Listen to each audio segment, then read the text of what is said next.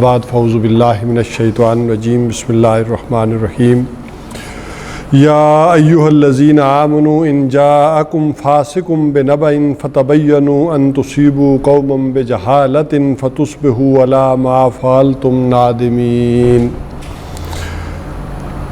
وقال سبحانہ وتعالی وَإِن طَائِفَتَانِ مِنَ الْمُؤْمِنِينَ اقْتَتَلُوا فَأَصْلِحُوا بَيْنَهُمَا فَإِن بَغَتْ إِحْدَاهُمَا عَلَى الْأُخْرَى فَقَاتِلُوا الَّتِي تَبْغِي حَتَّى تَفِيءَ إِلَى أَمْرِ اللَّهِ فَإِن فَاءَتْ فَأَصْلِحُوا بَيْنَهُمَا بِالْعَدْلِ وَأَقْسِطُوا إِنَّ اللَّهَ يُحِبُّ الْمُقْسِطِينَ إِنَّمَا الْمُؤْمِنُونَ إِخْوَةٌ فَأَصْلِحُوا بَيْنَ أَخَوَيْكُمْ وَاتَّقُوا اللَّهَ لَعَلَّكُمْ تُرْحَمُونَ صدق اللہ العظیم رب اشرح لی صدری ویسر لی امری واحلل عقدۃ من لسانی یفقہوا قولی آمین یا رب العالمین۔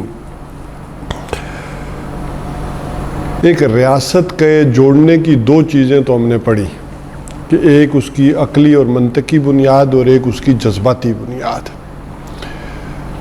عقلی بنیاد کے طور پر تو کہہ دیا گیا تھا کہ اطیعوا اللہ و اطیعوا الرسول کے درجے میں، اور جہاں تک جذباتی بنیاد ہے وہاں محبت رسول صلی اللہ علیہ وسلم وہ جوڑنے والی شے تھی۔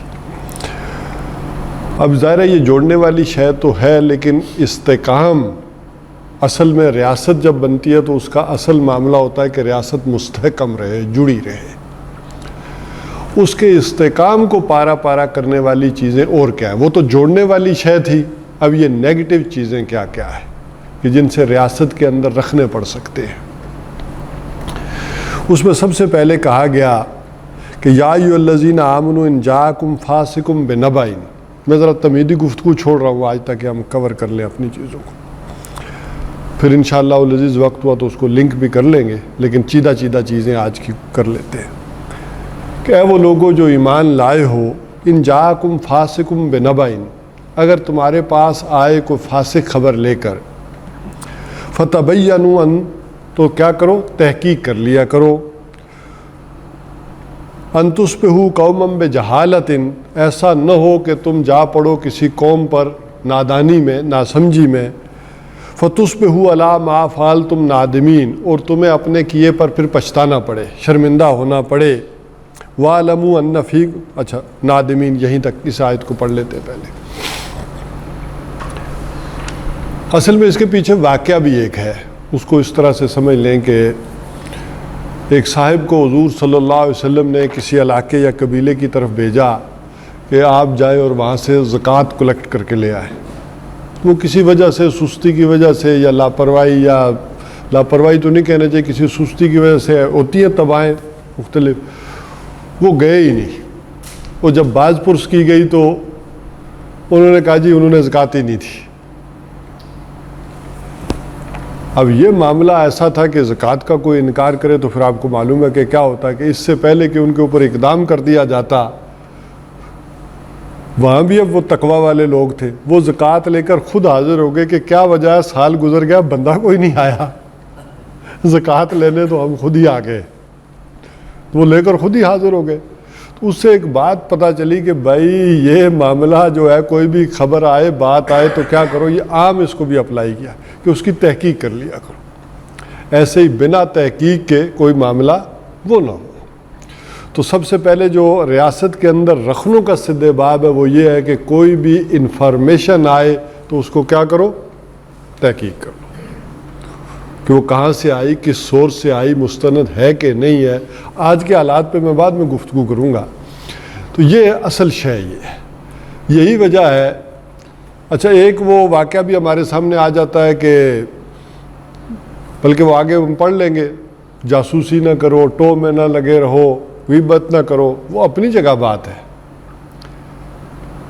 یا ایک اور معاملے میں بھی سمجھ لیں کہ ایک عام آدمی جب بات کرے گا تو اس کی بات کی تحقیق کی جائے گی، لیکن ایک ہے حضرت ابوبکر صدیق رضی اللہ تعالیٰ عنہ بات کر رہے ہیں تو پھر کسی تحقیق کی ضرورت نہیں تھی، حضرت عمر بات کر رہے ہیں پھر کسی تحقیق کی ضرورت نہیں۔ یعنی کبھی کسی نے نہیں کہا کہ حضرت ابوبکر صدیق رضی اللہ تعالیٰ عنہ نے کھڑے ہو کر بات کی کہ فلاں موقع پر یا فلاں حضور صلی اللہ علیہ وسلم نے یہ بات کی، تو کسی نے نہیں کہا کہ وہ ثبوت لائیں، کو گواہ لائیں، سب نے مان لی بات۔ لیکن ان کے بعد پھر یہ بات اگر کوئی بھی کرے گا ان صحابہ کے بعد تو پھر اس کی تحقیق کی جائے گی. صحابہ کے بعد یہ پھر عمل طے پایا کہ دیکھا جائے گا کہ وہ چاہے خواہ کتنا ہی متقی اور پرہیزگار کیوں نہ ہو, اس کی تحقیق ہوگی. اور اس حوالے سے جان لیں کہ دنیا میں جتنا آج ڈیٹا کلیکٹ کرنا اس جدید دور میں مشکل ہے, اس زمانے میں 1,00,000 آدمیوں کا ڈیٹا اکٹھا کیا گیا. جو محدثین کرام نے کیا کہ ایک آدمی نے اگر کوئی بات کی کہ حضور صلی اللہ علیہ وسلم نے یہ بات کی ہے, تو اس کی پوری چھان بین کی گئی. پہلے اس آدمی کی چھان بین کی گئی کہ یہ آدمی کرتا کیا تھا, اس آدمی کا کبھی کوئی حافظہ تو نہیں خراب ہوا, کبھی اس نے کوئی جھوٹ تو نہیں بولا, کبھی کسی کے ساتھ اس نے وعدہ خلافی تو نہیں کی. گویا اس زمانے میں یہ بھی ہو گیا کہ حدیث بیان کرنے کا مطلب یہ بھی تھا کہ اپنے آپ کو پیش کر دو, پھر جیسے چاہے پھر وہ معاملہ ہو, اتنی تحقیق ہو. اپنے آپ کو گویا کہ ایجنسیوں کے حوالے کر دینے والا معاملے کی بات سمجھے ہو جائے گی. تو یہ نہیں ہے کہ ایک ہے کہ وہ حضرت عمر رضی اللہ تعالیٰ عنہ کا بعض لوگ واقعہ کوٹ کر دیتے ہیں کہ ایک شخص ذرا گھر میں کچھ کر رہا تھا, تو حضرت عمر رضی اللہ تعالیٰ عنہ گئے ذرا گھر کے اندر, تو اس نے کہا میں تو ایک گناہ کر رہا تھا, آپ نے تو 3 کیے ہیں. بلا اجازت اندر آئے, میری وہ ٹو کی, جاسوسی کی, اور آپ نے یہ کام کی. تو حضرت عمر رضی اللہ تعالیٰ عنہ واپس چلے گئے. لیکن نہیں, اس بات کو سمجھیں کہ اگر کوئی شخص مشکوک نظر آئے گا تو اس کی ٹوکی جائے گی, اس کا پیچھا کیا جائے گا اور اس کی تحقیق کی جائے گی. اور اس چیز کی, اور خاص کر کوئی شخص اگر کسی منصب پر ہوگا اس کی تحقیق بھی ہوگی, اور کسی کو اگر منصب دیا جائے گا تو اس کی بھی تحقیق کی جائے گی. مثلا اگر کسی کو کوئی دیتے ہیں, بلکہ آپ کے ہاں اداروں میں تو وہ تو ہوتا ہے, وہ انٹیلیجنس والے ساری چھان بین کرتے ہیں کہ اس کا بیک گراؤنڈ کیا ہے, باقی کیا ہے, کس طریقے, وہ ایک فارمیلٹی کے درجے کی بھی چلیں بات صحیح لیکن ہوتی ہے. وہ صرف اس کی سیکورٹی کلیئرنس کے, اس کے اخلاق کردار کے بارے میں تو نہیں ہوتی اس انداز میں, لیکن اس انداز میں ہوتی ہے کہ اسے ایک منصب دینے جا رہے ہیں یا اس ادارے میں کر رہے ہیں تو اس کی یہ تحقیق ہو اور یہ جائے. اور اس درجے کو حضور صلی اللہ علیہ وسلم نے تو اس درجے اطاعت فرمائی کہ جو اوپر منصب پر ہے آدمی, تو وہ تو اپنا ڈاؤٹ اگر کوئی پڑ گیا ہے تو خود بھی کلیئر کرے. یہاں تک کہ حضور صلی اللہ علیہ وسلم جا رہے تھے اور ذرا اندھیرا تھا, تو صحابہ کچھ بیٹھے ہوئے تھے ایک تھڑے پہ, تو حضور صلی اللہ علیہ وسلم نے تعارف کروایا کہ میں محمد ہوں اور میرے ساتھ یہ میری اہلیہ ہے, یہ زوجہ محترمہ ہے یہ, اور ہم دونوں جا رہے ہیں, ایک کام سے آئے تھے, فلاں جگہ جا رہے ہیں. تو صحابہ نے عرض بھی کی کہ آپ کو یہ کرنے کی ضرورت کیوں پیش آئی, آپ کیوں ہمیں, تو کہا نہیں شیطان ہے نا, وہ تمہارے دلوں میں وسوسہ ڈال سکتا ہے. تو اگر یہی بات ہو کہ کوئی کوئی تجسس, کوئی تحقیق کرنی نہیں ہے, تو پھر کسی ایجنسی کی ضرورت نہ کوئی IB کی, نہ MI کی, نہ کوئی ISI کی, کسی شے کی پھر ضرورت نہیں رہتی. تو یہ تحقیق اور تفتیش ہوگی اس حوالے سے کہ کوئی بھی خبر آئے, کسی بھی ذرائع سے آئے. اور اب اسی پر ریاستی اعتبار سے کر لیں. ہمارے ہاں ذرا بڑا چرچا ہوتا ہے میڈیا کی آزادی, صحافت کی آزادی, بریکنگ نیوز.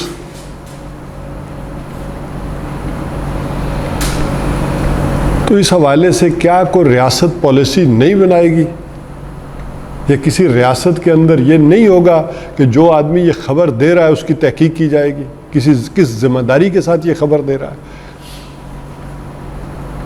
خبر دے لیکن کس کے ساتھ, رسپانسبلٹی کے ساتھ. اگر وہ رسپانسبلٹی نہیں دے رہا, تحقیق نہیں کر رہا, تو وہ خبر دینے کی ضرورت نہیں ہے. خود BBC کا تبصرہ کیا ہے کہ سوشل میڈیا پر 90% خبریں کیا ہے, جھوٹی ہیں, افواہ ہیں. بلکہ آج کل تو وہ لوگوں نے پورے میڈیا سیل اور افواہ سازی کے پورے ادارے بنا لیے ہیں, اور اسی کے اوپر سارا چلتا ہے معاملہ. سیاسی پارٹیوں نے, سیاسی لوگوں نے پورے یعنی میڈیا سیل بنائے, اور ہمارے بھی جو حکمران ہوتے ہیں، سربراہ ہوتے ہیں، وہ یوٹیوبر سے تو لازماً ملاقات کرتے ہیں اور اپنی چیزیں، پالیسیز اور چیزیں کہ کس انداز میں پروپوگیٹ کرنی ہے چیزوں کو۔ اور آپ کو تو اس کا تجربہ زیادہ ہی ہے کہ کارگل کے اوپر جی کون ہے بیان دلایا جا رہا ہے کہ کون ہے، مجاہدین ہے۔ اچھا، جب بیان دے دیا کہ وزیر اعظم صاحب نے مجاہدین ہے، اب ذرا آپ دیکھیں خبریں ادھر سے ادھر سے ساری آنی شروع ہو گئیں۔ وہ جی میں مل کے آیا تھا، ایک مجاہدین کی ٹولی وہاں بھی بیٹھی ہوئی ہے، ایک وہاں بھی بیٹھی ہوئی ہے، ایک وہاں بھی بیٹھی ہوئی ہے۔ خبریں معاشرے میں یہ گردش کر رہی ہیں اور ساری آ رہی ہیں۔ وہ جی فلاں صحافی صاحب بھی وہاں سے ہو کے آئے ہیں اور ان کی ملاقاتیں ہوئی ہیں، وہاں فلاں فلاں مجاہد بھی تھا، اور بڑے عرصے بعد جا کر ہمیں پتہ چلتا ہے مجاہد شاید وہاں کوئی تھا ہی نہیں، کوئی بندہ ہی نہیں تھا، اپنی آرمی تھی۔ تو یہ وہ طریقہ کار کے ایک خبریں جب نشر ہوتی ہیں تو ایک ریاست کے اندر وہ پالیسی رہے گی۔ اسی کو بالکل اور نچلی سطح پر بھی لے جائیں تو اسلام یہ کہتا ہے کہ کوئی یہ جو خبر چھاپتے ہو بے حیائی کی بھی، تو وہ بے حیائی کی یا کسی واقعے کی خبر وہ مت نشر کرو، یا تو وہ خبر آئے اور اس کو پھر سزا ہو ویسی سخت ترین، اگر وہ نہیں ہے، اس پایا ثبوت کو بات نہیں ہے تو خبر مت دو۔ ذہن پھر ادھر جاتے ہیں، وہ بھی برائی پھیلتی ہے۔ اور فقہ کا اصول ہے کہ جب ایک چیز کا بار بار تکرار کیا جائے تو وہ ذہن نشین ہو جاتی ہے، وہی سامنے رہتی ہے۔ ایک آدمی کو آپ کہتے رہے برا ہے برا ہے برا ہے، وہی ذہن میں بیٹھے گا، وہی جھوٹا پروپیگنڈا ہوگا۔ تو ایک ریاستی سطح پر جب ہم اسی بات کو دیکھیں گے تو کوئی نہ کوئی پالیسی ہوگی، کوئی نہ کوئی قانون سازی ہوگی۔ دنیا کے اس وقت تماشے کو 2 منٹ چھوڑ دیں کہ دنیا کیا تماشا کر رہی ہے، کیا صحافت کی آزادی ہو اور جس طرح مرضی جو آئے کہے، نہیں۔ ایک نظریاتی ریاست کے اندر یہ پالیسی ہوگی کہ جو آدمی خبر دے گا پوری ذمہ داری کے ساتھ دے گا، ورنہ نہیں دے گا، اور پوری تحقیق اور چھان بین کے ساتھ دے گا۔ اور عمل کرنے والوں کے لیے کیا ہے کہ ایسی خبر کوئی دے بھی، اور جب دنیا میں یہ بھی ہو کہ یہ سوشل میڈیا اور یہ ساری چیزیں کیا کر رہے ہیں، فیک خبریں نشر کرتے ہیں، تو ان کی ذمہ داری ہے کہ کسی ایکشن لینے اور اس پر یقین کرنے سے پہلے اس کی تحقیق اور تفتیش کر لیا کریں، ورنہ یہ پھر پارٹی بازی اور یہ رکھنے اور یہ چپکلشیں پھر بڑھتی چلی جاتی ہیں۔ اس کو اس انداز میں دیکھنا چاہیے۔ تو کوئی بھی خبر تمہارے پاس آئے تو کیا کرو، اس کی تحقیق کر لی۔ ایسا نہ ہو کہ تم کسی قوم کے اوپر نادانی میں، جہالت میں جا پڑو اور پھر بعد میں تمہیں اپنے کیے پر شرمندہ ہونا پڑے۔ ویسے تو اس وقت پوری دنیا میں چرچا تو اس وقت چل رہا ہے،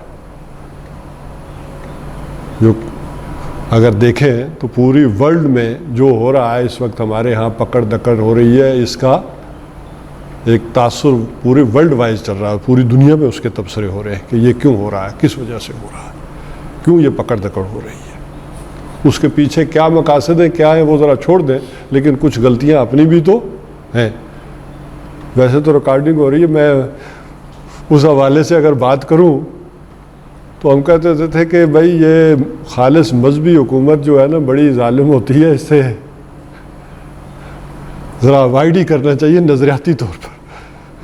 تو میں بعض اوقات سوچتا ہوں کہ ابھی تو حافظ صاحب ہیں، اگر اس کے اوپر اور بھی ہوتا معاملہ تو پھر کیا ہوتا۔ آخر دنیا میں اگر تھیوکریسی سے لوگوں نے کان پکڑے ہیں تو ایسے ہی تو نہیں پکڑے، توبہ توبہ کی ہے۔ تو اب وہ جو پچھلی باتیں ہیں جو میں نے کی تھی اس پارلیمنٹ کے حوالے سے اور چیزوں کے حوالے سے، ان کو اگر جوڑیں تو پھر آپ کو سمجھ میں آنی شروع ہو جائے گی بات کہ یہ کیا بات ہے جو چل رہی ہے، کس انداز سے چل رہی ہے، کتنی اہم بات ہے۔ اب اس کے بعد اگر معاملہ ہو ہی جائے، چونکہ یہ آیت چھوڑ دی تھی ہم نے حضور صلی اللہ علیہ وسلم کی جو شان بیان ہو رہی تھی، تو درمیان میں وہ آیات پڑھی تھی اور یہ آیت چھوڑ دی تھی۔ اس کے بعد کی جو آیات ہیں وہ کیا تھا، وَإِن طَائِفَتَانِ مِنَ الْمُؤْمِنِينَ اقْتَتَلُوا، اور اہل ایمان کے دو گروہ اگر آپس میں لڑ پڑیں، جھگڑ پڑیں، اچھا باوجود اس کے کہ افواہوں کی روک تھام ہو، ان کی تصدیق کی جائے، ان کو چھان پھٹک ہو، قانون بھی بن جائے، اس کے باوجود بھی غلط فہمی ہو سکتی ہے، کوئی نہ کوئی افواہ کام کر سکتی ہے، کوئی نہ کوئی معاملہ کارگر ہو سکتا ہے، اور بڑے خلوص و اخلاص کے ساتھ دو گروہ آپس میں لڑ سکتے ہیں۔ تو اہل ایمان کے دو گروہ ایسا نہیں ہے کہ کوئی اہل ایمان ہے تو آپس میں لڑیں گے نہیں، اہل ایمان آپس میں لڑ سکتے ہیں، ان میں سے ضروری نہیں ہے کہ کسی ایک کو کافر قرار دیا جائے، بلکہ کہا گیا کہ یہاں دونوں اہل ایمان کے دو گروہ اگر آپس میں لڑ پڑیں تو کیا کرو، فاصلحوا بینہما، ان دونوں کے درمیان کیا کرو، صلح کروا دیا کرو۔ یعنی یہاں اصل میں ہدایت جو لڑ پڑے تو وہ تو لڑ پڑے، باقیوں کے لیے کیا ہدایت ہے کہ تم نیوٹرل ہو کر نہیں بیٹھ سکتے، تمہارا کام اور ذمہ داری کیا ہے کہ ان کے درمیان صلح کروا دو۔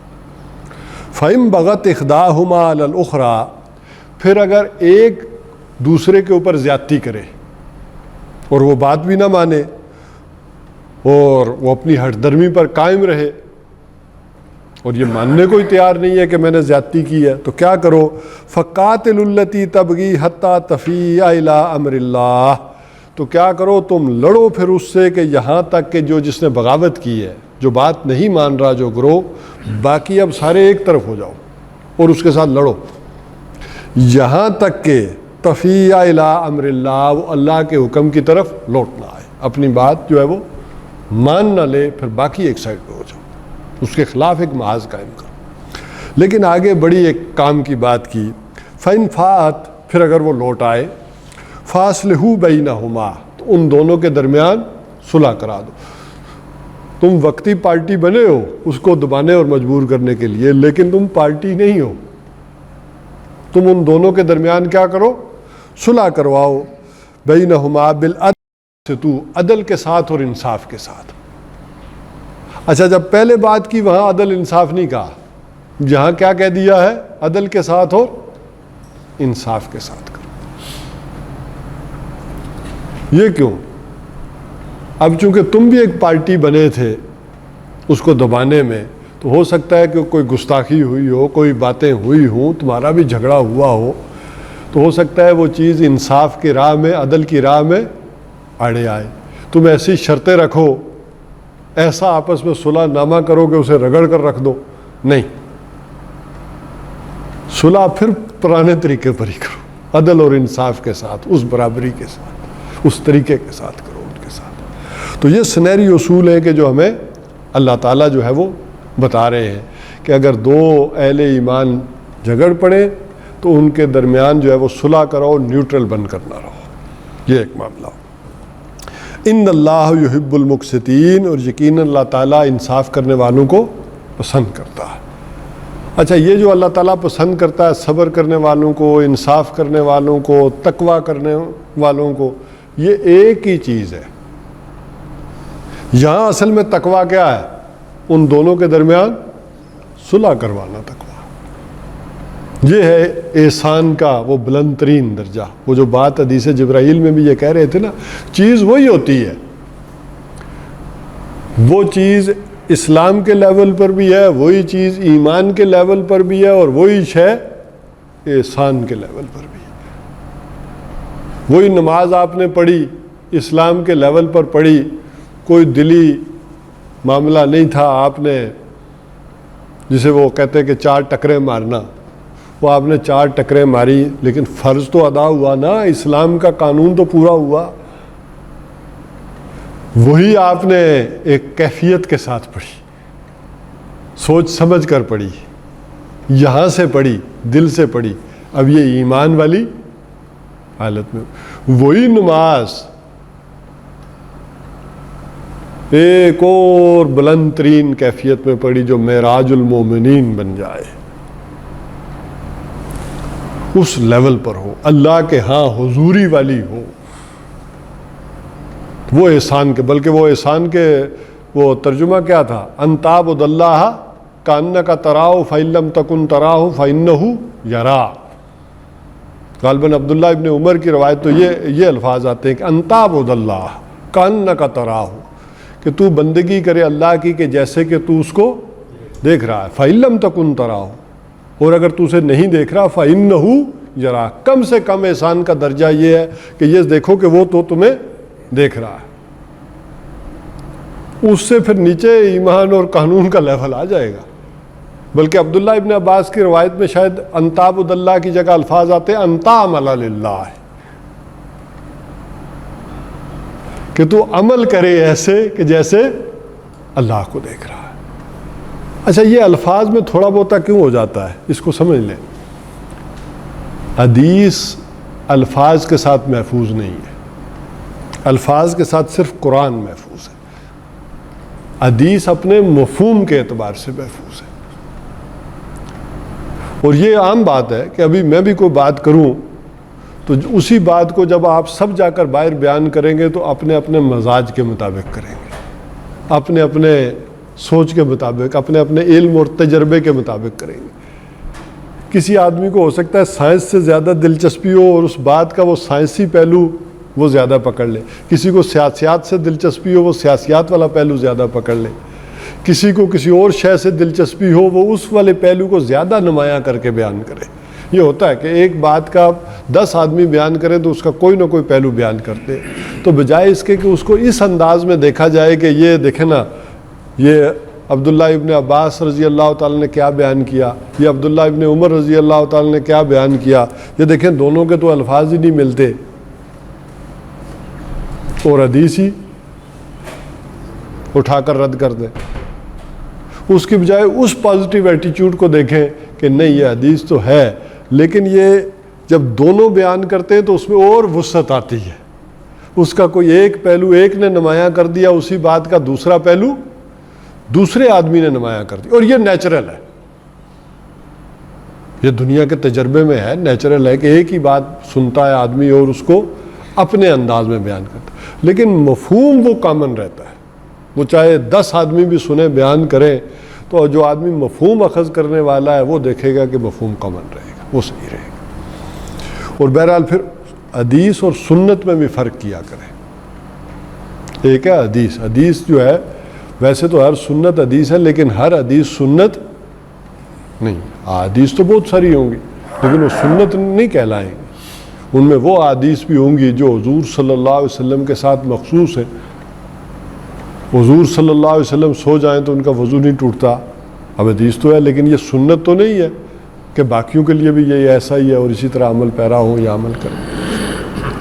تو یہ فرق بھی ہے ان دونوں چیزوں میں. بہرحال تو ان اہل ایمان کی آپس میں صلح کروا دو، یہ ہے اصل مقصد.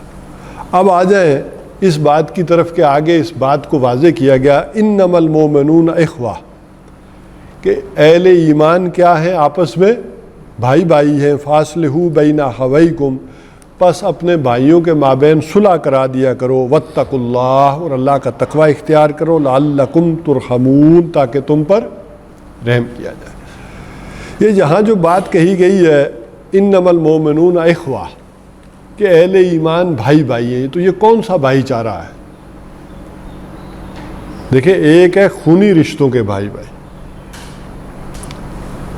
آپس میں بہن بھائی ہوتے ہیں. یہاں وہ مراد نہیں ہے. یہاں کون سے بہن بھائی مراد ہے؟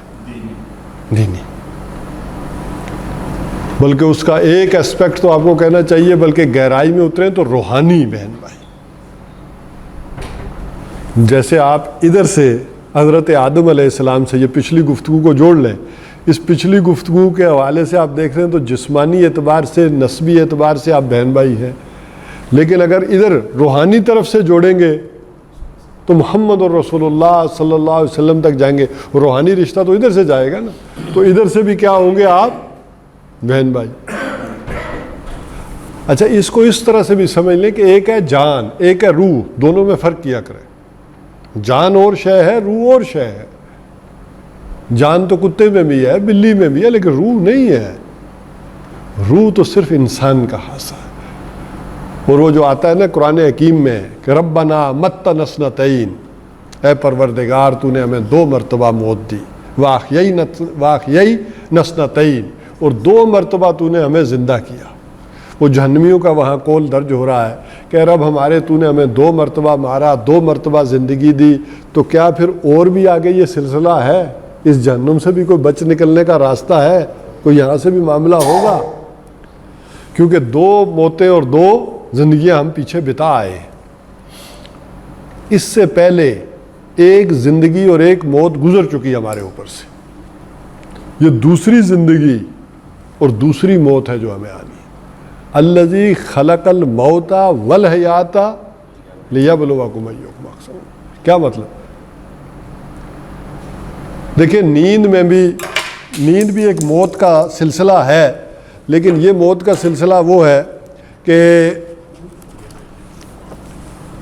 جس میں معدوم ہو جانا تو نہیں ہوتا نا،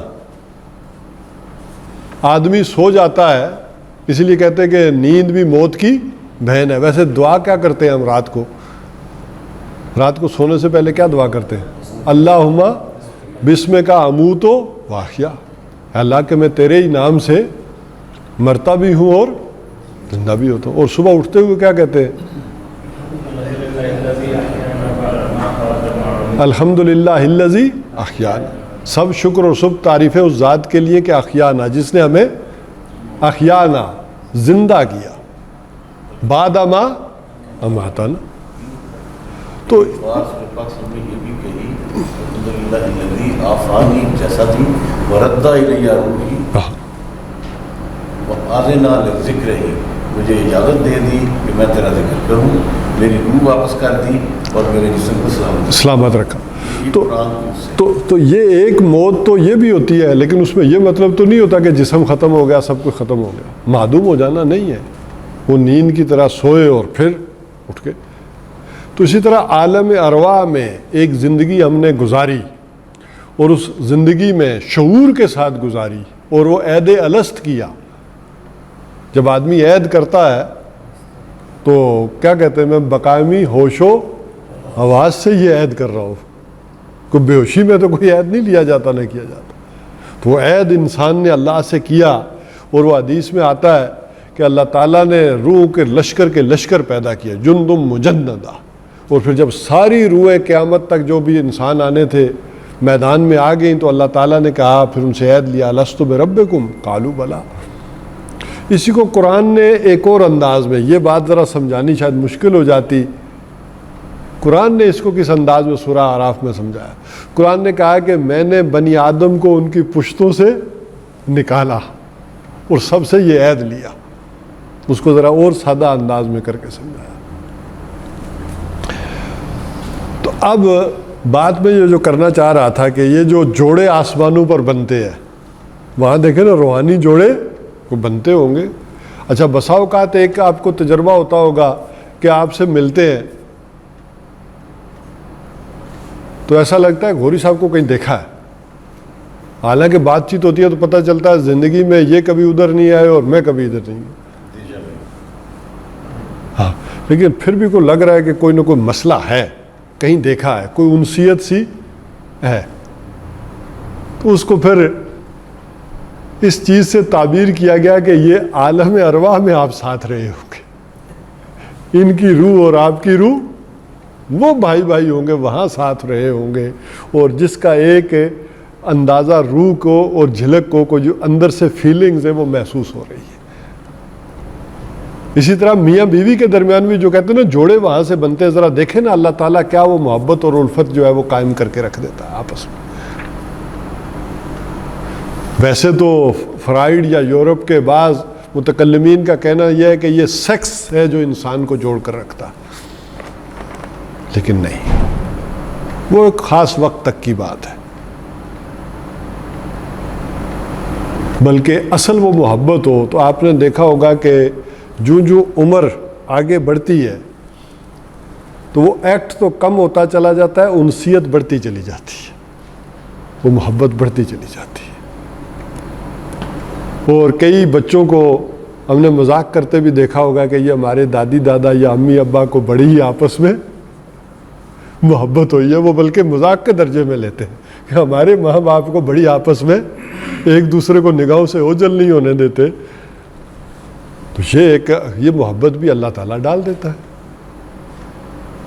اس کو ضائع نہیں کرنا چاہیے اپنے اعمال سے اور چیزوں سے. یہی قیمتی شے ہوتی ہے. بلکہ اس میں ایک اور بات بھی آپ سے کہوں، بلکہ آپ تو عمر کے اس حصے سے گزر آئے، لیکن بچوں کو تو سمجھا سکتے ہیں نا کہ جب آدمی جوانی میں ہوتا ہے، بڑا ہوتا ہے، تو ڈکٹیٹرشپ قائم کرتا ہے گھر میں، فیصلے زور سے کرتا ہے، پاور سے کرتا ہے.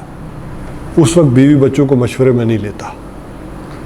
اچھا بڑھاپے میں الٹ ہو جاتا ہے، انہوں نے سیکھا یہی ہوتا ہے. اب آپ رونا روتے ہیں کہ آپ سے کوئی مشورہ نہیں کرتا، وہ فیصلے کرتے چلے جا رہے ہیں. تو آپ جب آپ طاقت میں ہیں نا، آپ مشورے سے چلائیں چیزوں کو. تو جب آپ کے پاس طاقت نہیں ہوگی، شفٹ ہو جائے گی، تو پھر وہ مشورے سے چلائیں گے، وہ سیکھیں گے.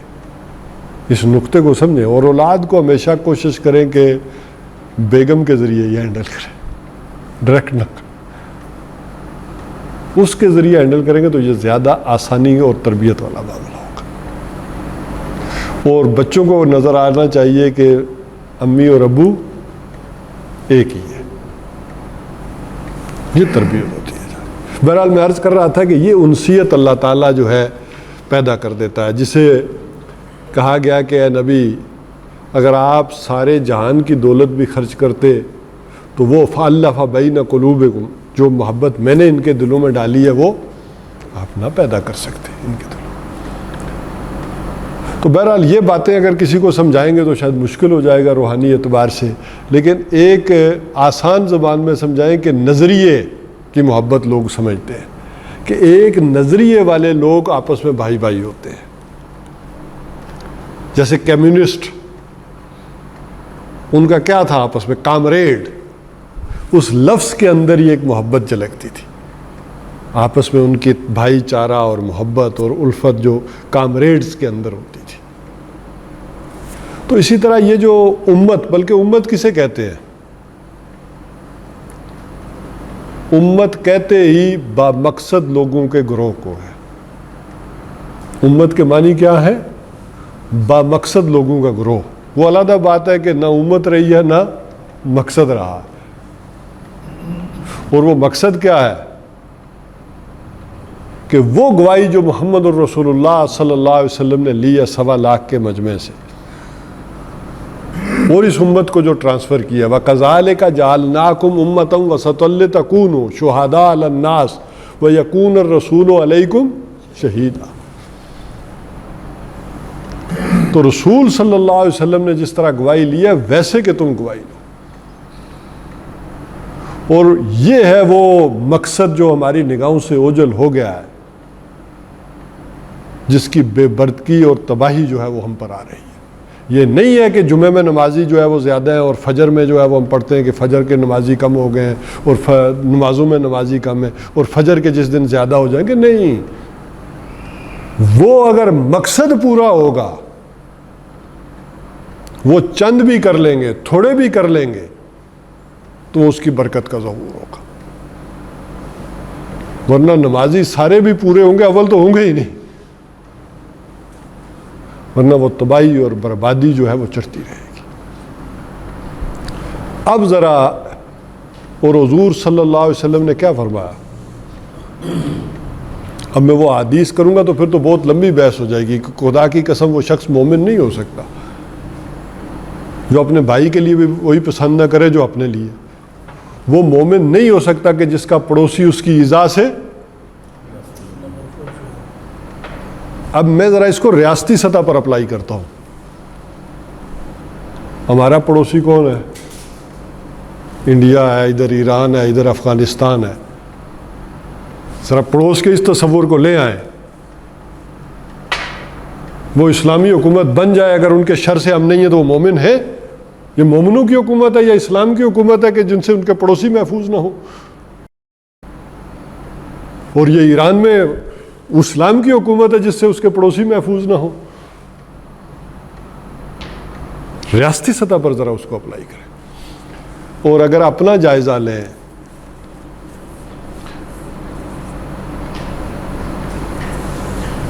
اگر آج پتہ چلے کہ 1 کروڑ آدمی ہندوستان سے ہمارا مسلمان بھائی ہجرت کر کے ادھر آنا چاہ رہا ہے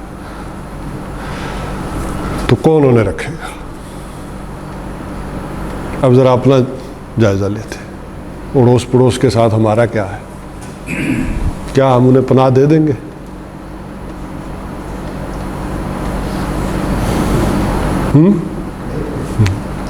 بہاریوں کو نہیں دیا. ہاں میں اسی لیے ادھر آ رہا تھا. میں نے کہا کوئی کہے دے دیں گے تو پھر میں آگے بات کروں نا. بہاری اور بنگالی. دیکھیں نا وہ بہاری کہ جنہوں نے کیمپوں میں رہنا پسند کر لیا اور کہا کہ ہم پاکستانی ہیں آج تک رہے. آج تک، اور یہاں کس لیے نہیں بسا رہے؟ کوئی صوبہ کوئی جگہ دینے کو تیار ہی نہیں ہے. تو ہم کل مومن اخوا ہم ہیں. سر اسٹیپ بردرس، اسٹیپ بردرس. دیکھیں نا. اور کراچی کا مسئلہ بھی کیا ہے؟ یہی ہے. اب جنہوں نے پریکٹیکلی اس پہ عمل کیا ان کی مثال لیں. جب مہاجرین آئے مکہ میں، مکہ سے مدینہ، ٹھیک ہے وہ فقراء بن کے آئے ہیں لیکن فقیر تھے تو نہیں نا. سردار بھی تھے. انہوں نے اپنے جانے اور مال کس کی خاطر لٹائے؟ اللہ اور اللہ کے رسول کی خاطر لٹائے نا. اور جب وہ آئے ہیں اور حضور صلی اللہ علیہ وسلم نے وہ رشتہ اخوت قائم کیا ہے تو بعضوں نے کاروبار بانٹے کہ نہیں بانٹے؟ اگر کمرہ ایک تھا جس کے پاس، اس نے اپنے کمرے کے اندر ایک دیوار کھڑی کی ہے کہ نہیں کی؟ تو ہم کہاں کے اخوا ہیں؟ اور انہیں ساتھ اکموڈیٹ کیا کہ نہیں؟ ظاہر آئے ہیں تو ان کی معیشت پر بھی اثر تو پڑا ہوگا نا، ان کے کاروبار پر بھی اثر پڑا ہوگا. تو یہ وہ روحانی رشتہ، اور جسے حضور صلی اللہ علیہ وسلم نے فرمایا کہ مومنین کی مثال ایسے ہے کہ اگر جسم کے ایک حصے کو تکلیف پہنچے تو پورا جسم درد کرتا ہے. یہ درد ہے جو ہندوستان میں ہو رہا ہے. ذرا اندازہ کریں کہ ہم کس خطرے میں ہیں اس وقت. موٹی موٹی تاریخی اعتبار سے دیکھیں تو کہا جاتا ہے کہ تاجروں کے ذریعے یہاں پر اسلام آیا. چلے وہ محدود پیمانے پہ آیا، ساحلی علاقوں میں آیا. باقاعدہ حکومت کے تحت کب آیا؟ محمد ابن قاسم کے ذریعے آیا. 712 میں محمد ابن قاسم نے حملہ کیا، لیکن جلدی وہ بھی ریورس ہو گیا معاملہ. پھر تقریباً 997 1000 عیسوی کے لگ بھگ یہ ہے کہ محمود غزنوی نے حملے شروع کیے. 997 سے لے کر 1030 تک یہ جو رہا ہے معاملہ. پھر 250-300 برس بعد شہاب الدین غوری، اور پہلی دفعہ 1206 میں دلی میں ایک اسلامی حکومت قائم ہوئی. قطب الدین ایبک اس نے حکمران چھوڑا اور یہ چلا، اور باقاعدہ پھر یہ مسلمانوں کی حکمرانی کا ایک دور کا آغاز ہوا، جو پھر 1526 میں مغل آ گئے. پھر یہ چلتا رہا 1857 تک. یہ میں اس لیے کہہ رہا ہوں کہ ذرا سمجھیں. 1857 میں جب انگریز آئے تو انہوں نے ایک اور تبدیلی کی کہ ان دونوں قوموں کے درمیان نفرت کے بیج بوئے. یہ ان کے مفاد میں بھی تھا کہ یہ متحد ہو کر ہمیں نہ نکال دیں ہندو اور مسلم.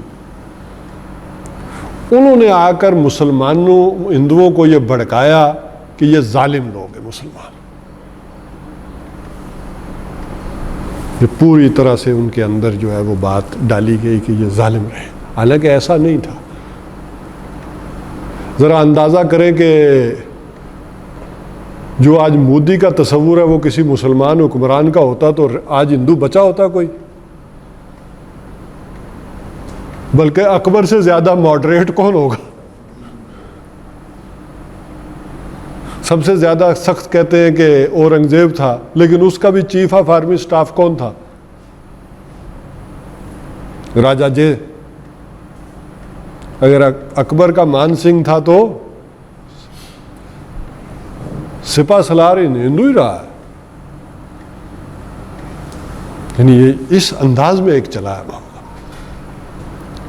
تو یہ جو آ کر انہیں پٹی پڑھائی گئی کہ یہ تمہارے دشمن ہیں، ظالم ہیں، پھر ان کی مذہبی چیزوں کو ابھارا کہ یہ دھرتی دیوتاؤں کی دھرتی ہے، اور یہ مسلمان کون ہے؟ یہ باہر سے آئے ہیں، انہوں نے ناپاک کیا اس دھرتی کو، انہیں یہاں سے نکالو۔ یہ وہ شے تھی کہ جس کا احساس ہماری مذہبی قیادت نہیں کر سکی ہندوستان کی۔ اس کو سمجھیں کہ اب حالات بدل گئے۔ وہ اس کو ویسے ہی تصور کر رہے تھے کہ جیسے ہم پہلے رہتے تھے 1000 سال ویسے ہی رہیں گے آئندہ بھی۔ اگر ہم آزاد ہو جاتے تو علیحدہ ہندوستان بنانے کی، کوئی پاکستان بنانے کی ضرورت نہیں ہے۔ ہم 1000 برس سے تو ساتھ رہے ہیں، کیا ہوا مسئلہ؟ کچھ بھی نہیں ہوا، تو آئندہ بھی ہم رہ سکتے ہیں۔ لیکن یہ کچھ لوگوں کو احساس ہو گیا، وہ قائد اعظم ہوں، دوسرے لیڈران ہوں، کہ اب حالات بدل چکے ہیں۔ اب ان کے اندر جو نفرت کا بیج ڈال دیا گیا ہے، اب یہ اور ہم اکٹھے نہیں رہ سکتے۔ اب ان کے اندر سے جو چیزیں ابھر رہی ہیں اور جو نعرے، اگرچہ کانگریس کا ایک شیلٹر رہا ہے، لیکن آپ ذرا اسی سے اندازہ کریں کہ گاندھی کو بھی کس نے مارا ہے؟ کسی مسلمان نے مارا ہے؟ وہ کیا تھا؟ جسونت سنگھ کے نتھو رام گوڈسے کون تھا؟ RSS۔ کیوں مارا؟ یعنی ذرا اس نفرت کا اور چیز کا اندازہ کریں کہ انہوں نے اپنے عظیم لیڈر کو مار دیا اس وجہ سے کہ گاندھی کا تصور بھی یہی تھا کہ ہم اکٹھے رہ سکتے، کہ پاکستان کو اس سے حصے کی چیزیں دے دی جائیں۔ اچھا، ہوتی برائی ہے، لیکن اللہ کی طرف سے ایک بہتری ہوتی رہتی ہے۔ ہمارے پیسے ہندوستان نے روکے رکھے، ہمارے پاس تو کچھ نہیں تھا، لیکن بینک میں، اکاؤنٹ میں تو وہ اسی طرح ہے نا، بین الاقوامی اکاؤنٹ میں یا بینک آف انگلینڈ میں تو وہ اندراج تو اسی طرح کہ ان کے اتنے پیسے پڑے۔ اب ہو کیا رہا ہے؟ ہمارے پاس کچھ نہیں، کوئی نواب آف حیدرآباد، کوئی نواب آف بہاول پور دے کے خرچہ چل رہا ہے، لیکن ریزرو کہاں پڑے؟ تو ہماری اکانومی ایسے ہی بڑھ رہی ہے۔ یعنی آپ دیکھیں کہ انہیں چند سالوں میں ادھر کھانے کو کچھ نہیں، لیکن اکانومی کی کنڈیشنز اور ہوتی ہیں۔ وہ ذرا وہاں دیکھیں، روپیہ دگنا ہو گیا، انڈیا سے بھی اوپر ہو گیا جنہوں نے پیسے رکھے ہوئے۔ وہ تو بعد میں انہوں نے دیے کہ ان کو دو تاکہ مسئلہ ٹھیک ہو، وہ تو دوسری بات ہو۔ تو اس چیز کو محسوس کریں کہ پھر یہ جو ہے شیو سینا ہو، راشٹریہ سیوک سنگھ ہو، RS، یہ پھر پورے طور پر سرگرم عمل ہوئے اور پورے انداز میں اب سامنے آ گئے، اور ان کا ایجنڈا یہ ہے کہ یہاں مسلمانوں کی شناخت ختم کر دی جائے۔ لیکن کتنے ایک مسلمان ہیں اس خطے میں، بر عظیم پاک و ہند میں، جو ظاہر ہے کہ پورے کو اگر لیں تو تقریباً 70-80 کروڑ تو ہے نا۔ ہم ہیں، بنگلہ دیش میں ہیں، انڈیا والے ہیں، اتنے ہیں، لیکن 70-80 کروڑ کو ختم کرنا پاسبل ہے؟ ممکن نہیں ہے۔ پھر ہوگا کیا؟ وہ چاہتے ہیں کہ یہ وہی سٹیٹس قبول کر لیں جو فرعون کے آگے بنی اسرائیل نے قبول کیا تھا۔ اس سٹیٹس کے ساتھ ہندوستان کے مسلمان بھی رہنا چاہتے ہیں تو کوئی مسئلہ نہیں ہے۔ یہ ہے ساری بات۔ اور ادھر ہم لگے ہوئے کہ حکومت کس کی ہوگی، کس کی سٹیبل ہوگی، اور کس کی آئے گی اور کس کی جائے گی، اور ادھر اندازہ کریں کہ کیا ہو رہا ہے۔ وہ بتدریج اپنے ایجنڈے میں بڑھ رہے ہیں، اور جب وہ وہاں قابو پا لیں گے تو کیا چھوڑ دیں گے ہمیں؟ بہرحال پاکستان بنایا ہے تو اسی دھرتی ماتا کو کاٹ کر بنایا ہے نا، جو ان کی پوتر دھرتی ہے، تو اس کو چھوڑیں گے؟ اور ہماری حالت کیا ہے؟ ایٹم بم کیا ہم نے چلانے کے لیے بنایا ہے؟ یہ تو ڈرانے کے لیے ہی تھا نا، اور پھر چلانے کی وقت بھی آئے گا تو کہیں گے کہ ادھر اتنے مسلمان مارے جائیں گے، یہ ہوگا، کیسے چلائے، کون چلائے؟ اور روایتی جنگ کیا ہم لڑ سکتے ہیں؟ اور وہ بھی اس معیشت کے ساتھ؟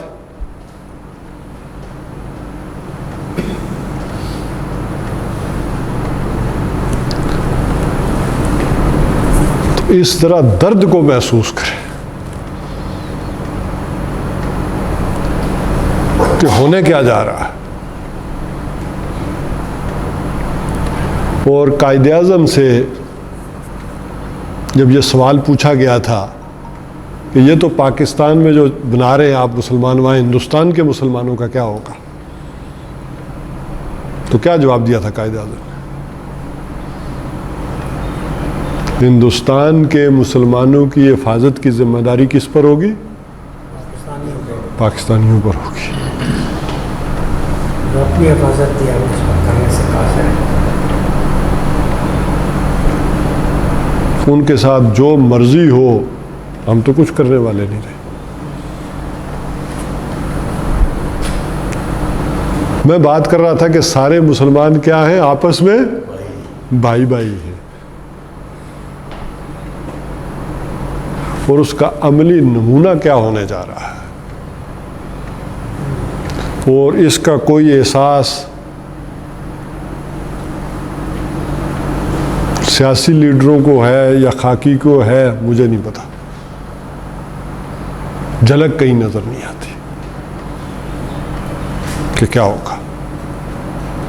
بہرحال اللہ تعالیٰ کی اپنی تقویم ہے، اس کی اپنی قدرت ہے، ہو سکتا ہے کہ وہ یہ سارے اس نظام کا گند اسی طرح صاف کرے۔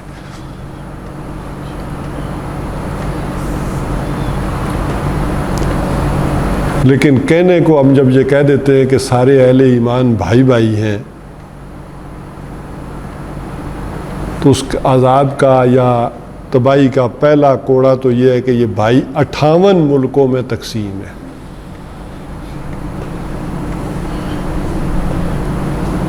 اور ہم کم از کم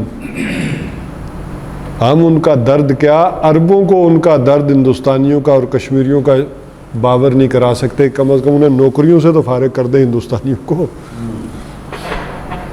کہ تم ہمارے بھائیوں کے ساتھ کیا کر رہے ہو۔ میں کہہ رہا ہوں نا کہ یہ دیکھیں نا کہ ریاستی سطح پر پھر جب اہل ایمان بھائی بھائی ہے تو اس کا تقاضا کیا ہے اس وقت، اور ہم کہاں ہیں؟ اس کو بین الاقوامی سطح پر اور ریاستی سطح پر جب دیکھتے ہیں تو اس کی جھلک اور اس کا احساس بھی کہیں نہیں ہے۔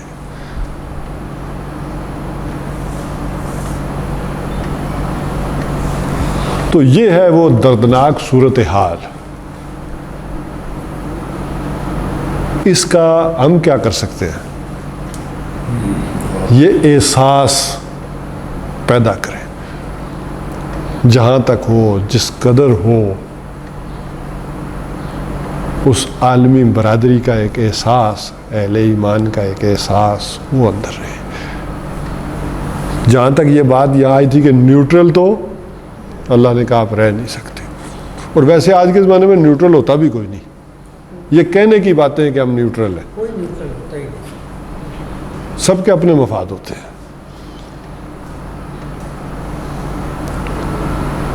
بہرحال یہ تو آج میں نے ان آیات کے حوالے سے ایک درد ہے جو آپ کے ساتھ شیئر کیا ہے، ان پر گفتگو ابھی ہماری جاری رہے گی۔ اس آیت کو میں مکمل کر دیتا ہوں۔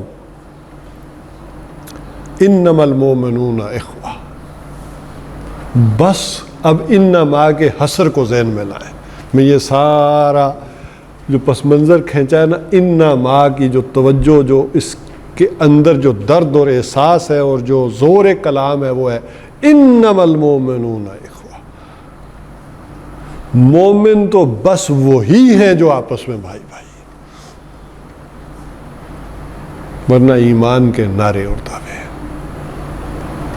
یہ انما کا جو حسر آئے گا، فاصلحوا بین اخویکم، پس اپنے بھائیوں کے درمیان کیا کرو، صلح کرا دیا۔ کوئی خفگی ہے، کوئی ناراضگی ہے، کوئی کچھ ہے، اور جب ہم اس کو ریاستی سطح پر دیکھیں گے تو یہ شاید چین ہم سے اچھا کر رہا ہے، اس نے کردار ادا کر کے کوئی ایران اور